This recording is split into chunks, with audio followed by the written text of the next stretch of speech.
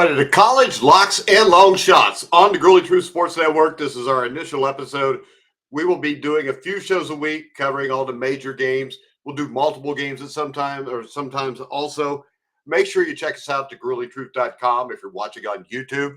Make sure you like, subscribe, hit the share button, pound that like button for us. You can follow us on X at Grueling Truth. But like I said, check out the gruelytruth.com. A lot of historical articles, a lot of betting articles. Make sure you check it out. All right, guys.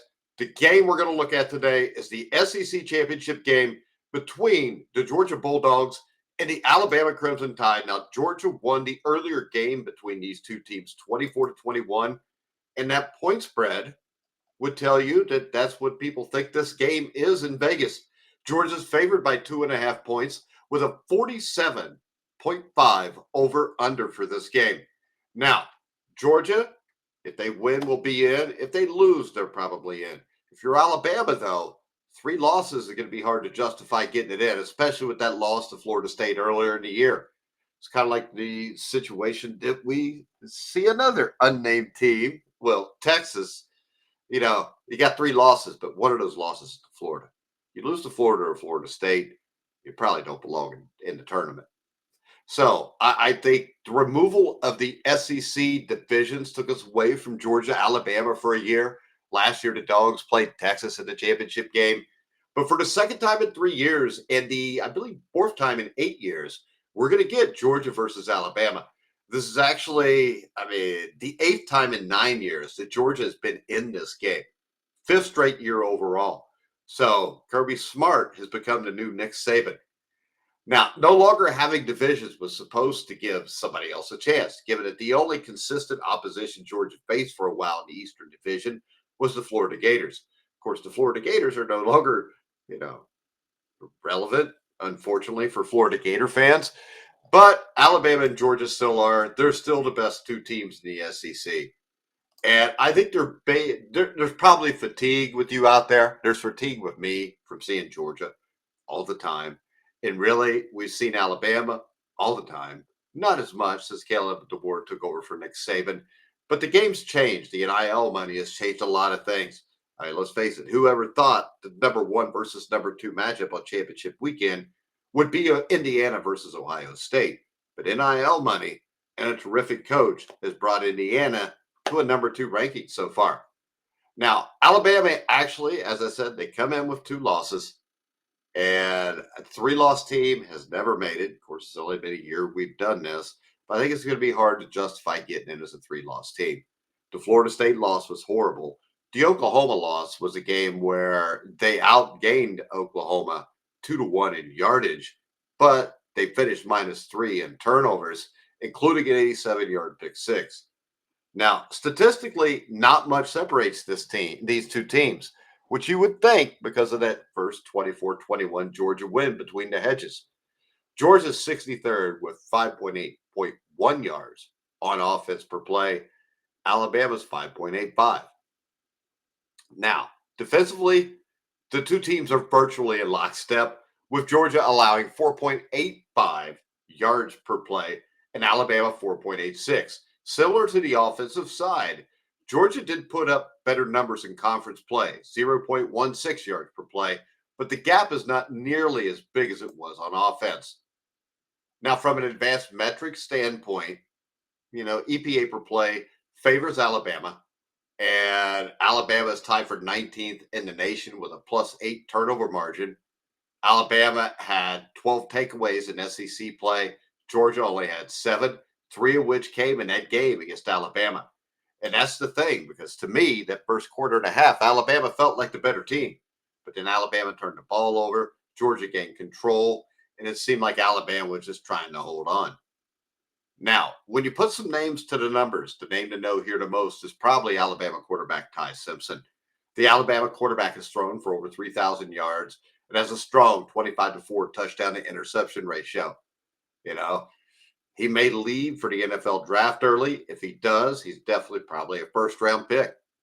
Now, interestingly, though, with Simpson, he threw 2 of his 4 interceptions this year in a blowout loss to Eastern Illinois. He was sharp in the game against Georgia, though. He threw for 276 yards with 2 touchdowns through the air, 1 on the ground, and no picks or sacks. What's been special about Simpson is that wide receiver Ryan Williams hasn't taken the leap everybody thought he would to superstardom this year. It's been more of a committee approach for wide receivers at Alabama. Now, right now, you've got Bernard leads the team with 51 grabs for 700 yards. Isaiah Horton has the most receiving touchdowns with 8. Simpson also hasn't had the luxury of a strong ground game like most tight quarterbacks have in the past. This Alabama team is averaging 4 yards per carry, 3.7 to 4 yards per carry. And when you look at that, that's one area where Georgia has a giant edge. Their top backs, Nate Frazier and Chauncey Bowens, have each rushed for over 5 yards per carry.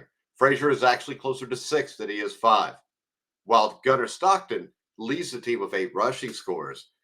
He's been a more effective scrambler than Simpson, but just throwing the ball, I think Simpson is better. Stockton's got a very good 20-5 touchdown to interception ratio though, which is nothing to scoff at. Both of these quarterbacks are very good.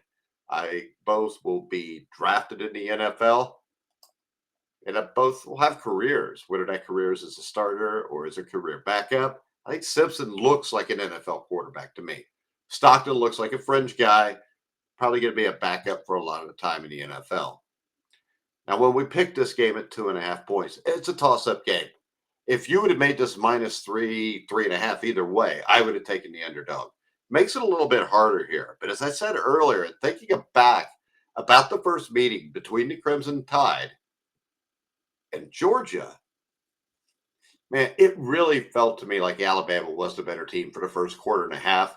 And then they spent a lot of time simply just hanging on. They got out to a 14-0 lead. They had two 14-play long sustained scoring drives. But pardon the pun, the tide kind of turned after that. Both of these teams are very good. And I view this as more of a coin flip game. With Alabama minus 0.5 and when I come together with raw power rankings, both these teams are in the same area. Both teams have also had their good and bad moments, including a lot of bad for Alabama last week against Auburn. But when I look at it and I want to bet a game, number one, I would say if you're going to bet that game, have 3 or 4 accounts. It doesn't mean you have to bet every account on one game. But the advantage it'll give you with having 3 or 4 accounts is you might go to one site or 2 sites, 3 sites, and you've got Alabama minus 2.5 plus 115. But that 4th site might have Alabama minus 3 plus 120.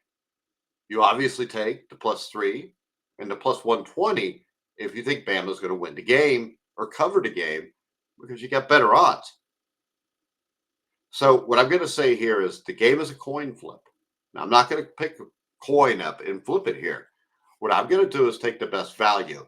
If I think a game is generally a toss-up, I'm going to take the team that's the underdog because right now, if I go to FanDuel or I bet MGM, the point spread I'm going to get is Alabama on the money line at 115. And when a game is 50-50, I'm going to take the dog. I think Bama wins this game. I think they get in to the college football playoffs. I don't think they're a real threat to win a championship or even make a deep run. Maybe win a game and that's it. Because really, I think you have to be able to run the ball to be able to string along those 3 wins you need in the college football playoffs to win a national championship. 3 or 4 wins that you need according to what your seed is. I don't think they have that, but what they do have is a very good quarterback in Ty Simpson, a good group of wide receivers, a solid offensive line. Georgia, very good running backs. They have the advantage running the ball, which usually will make me bet that team. But for some reason here, I just have a feeling that Alabama wins this game on the arm of Ty Simpson. So I'm going to say bet Bama on the money line and bet. I would feel real comfortable betting this game on the money line because I think it's a toss-up. And I got the better odds. And anytime the odds favor you, take them. Value is the biggest thing when you're looking for a bet. I think in the end, Alabama wins this game 24-23. That's why I would probably stay off the over under here, not just because I said 24-23, but I think this is a game that's probably going to be scored in the low 20s. So it's a coin flip at the over under also.